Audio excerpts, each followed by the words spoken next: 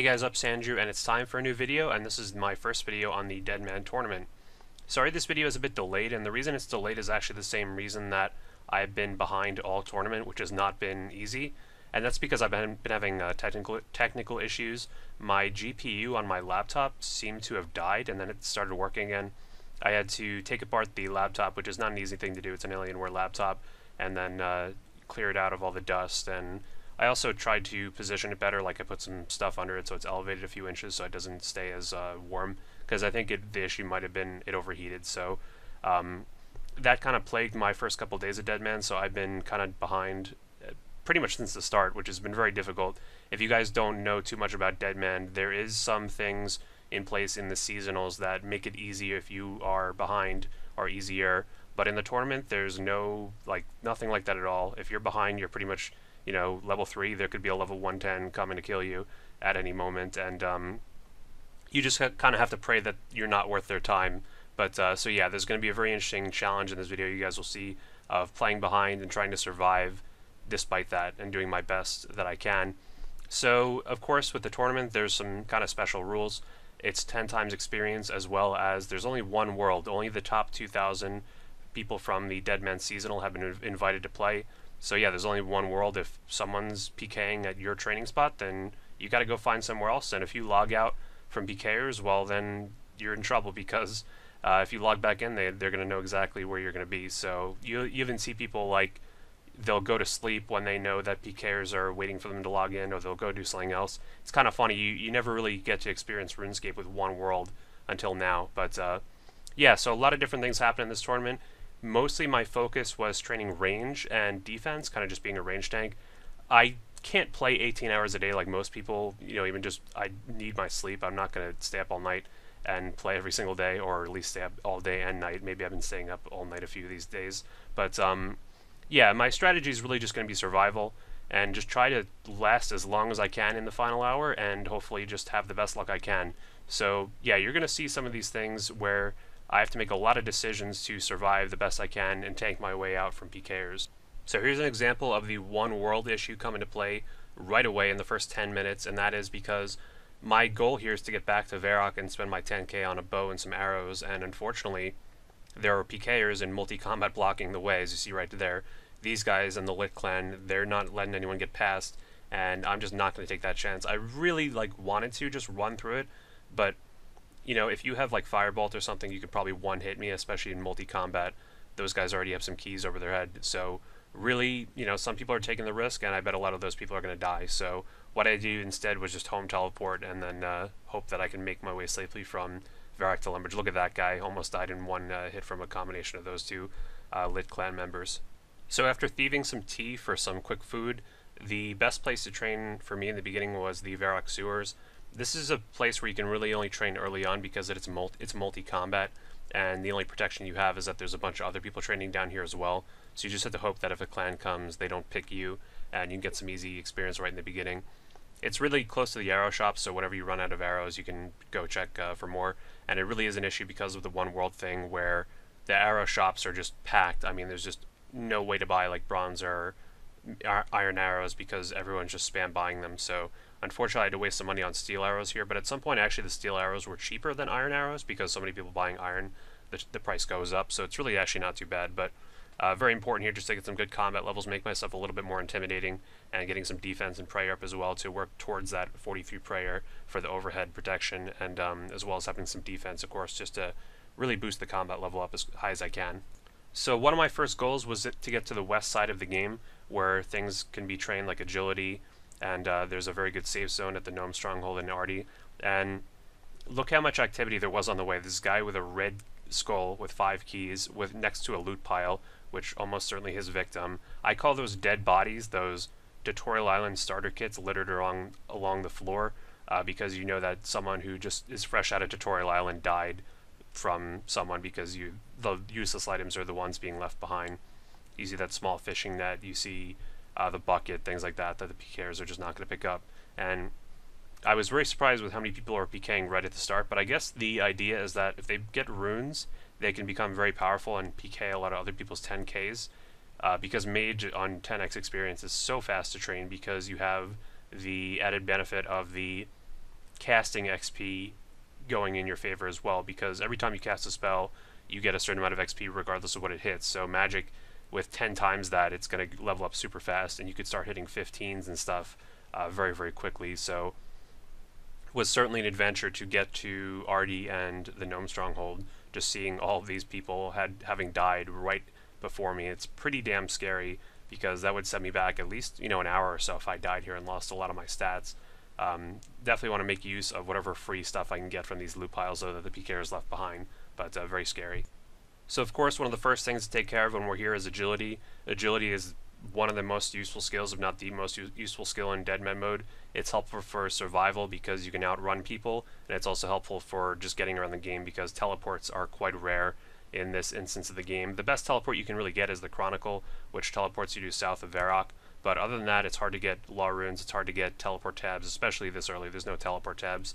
Stamina pots are pretty rare at this point, so getting agility to at least 30 in the beginning is very good, and of course I'm going to get 50 agility as well, just for that extra little boost in the run energy that I'm going to be getting back.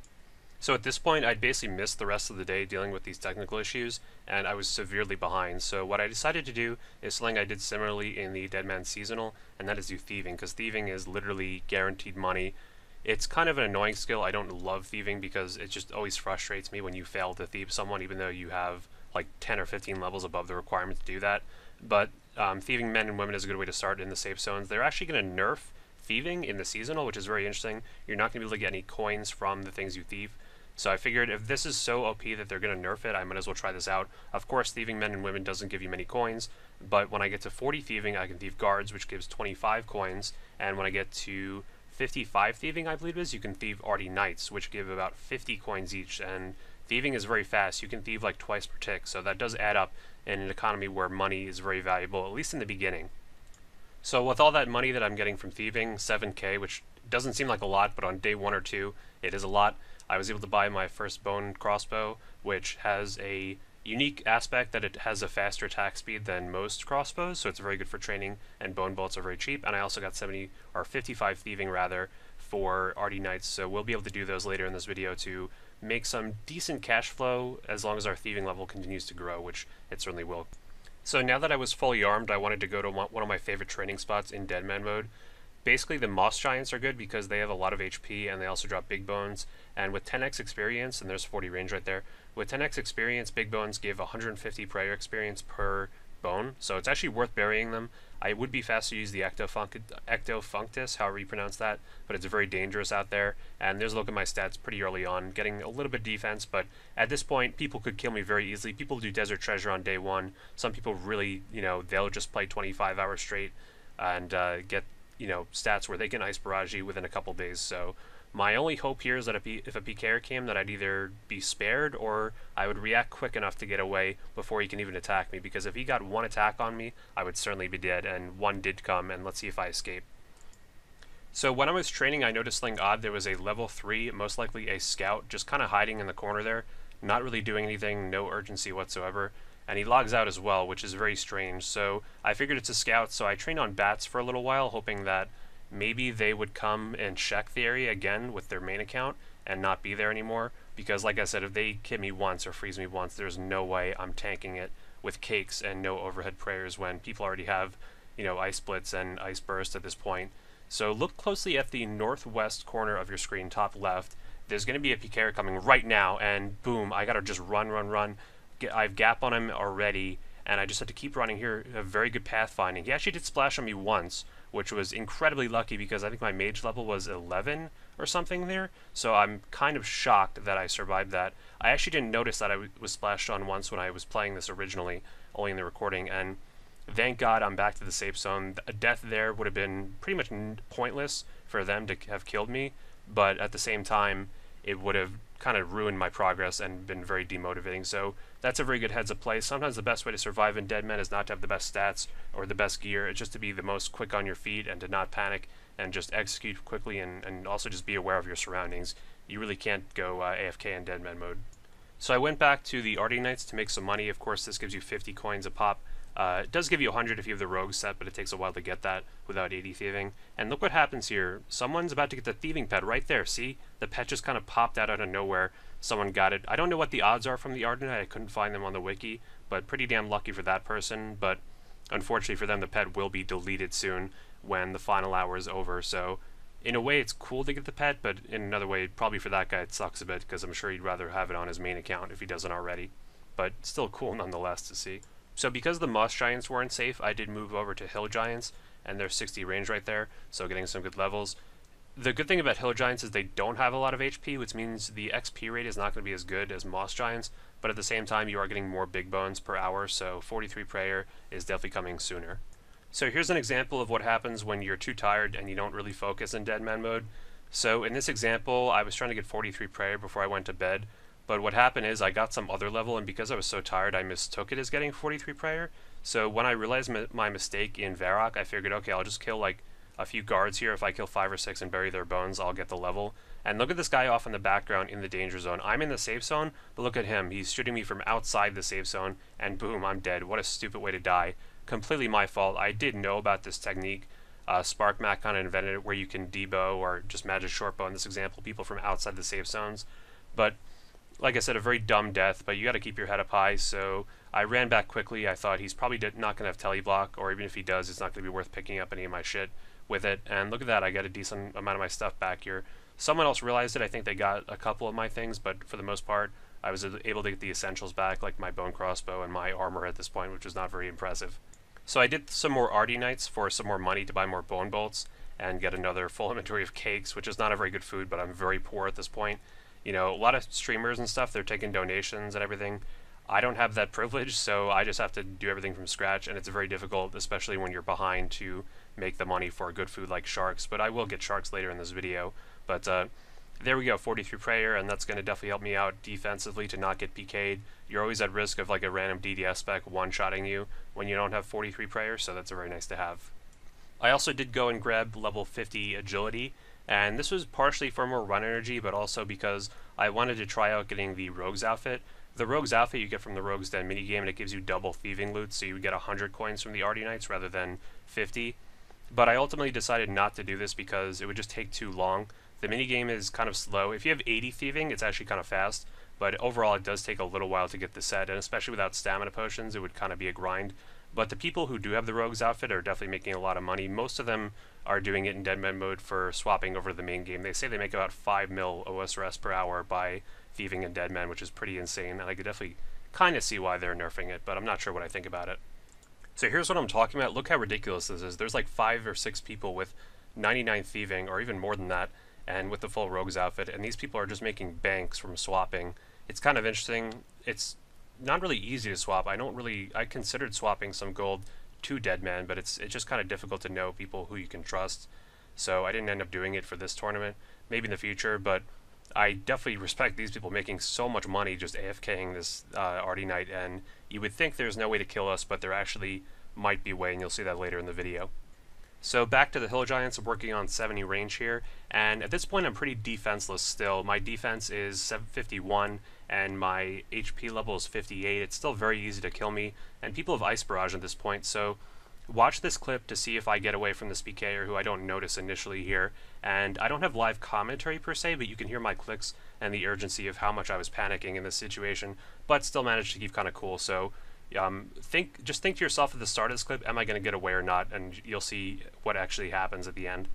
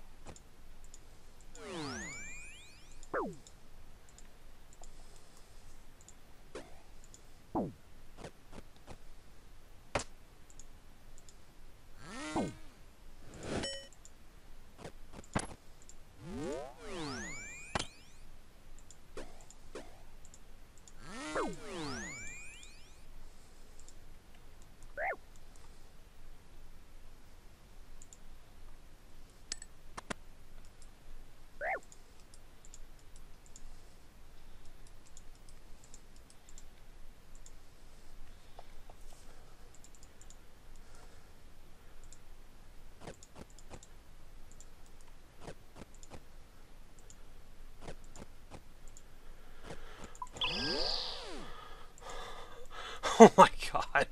Oh my god. Oh my god. I made it out. Oh my god. How am I not dead? I'm such a noob. How did I not die? So yeah, what the fuck? I don't think I could have put it any better than that. How did I not die from that? I have 3 sharks, I'm in red D-hide, I'm like 50 defense. How could you not kill me? But as I've told you guys before, escaping is really just taking the opportunities that are given to you and staying calm, and there we go, there's 80 thieving. I have a lot better cash tag now, so I can afford a full inventory of sharks, so getting caught short-handed like that is less likely to happen, and I could also do some training in the safe zones. But even the safe zones are not completely safe, as we've seen already, and the same thing is kind of about to happen again, as you saw earlier when I died in the safe zone. Let's see if I can survive this time. So of course, to thief, you're going to take some damage, so I got a thief from the food stall to keep my food supplies high, and of course, when the guard's on you, the easiest way to get him off is just to run away.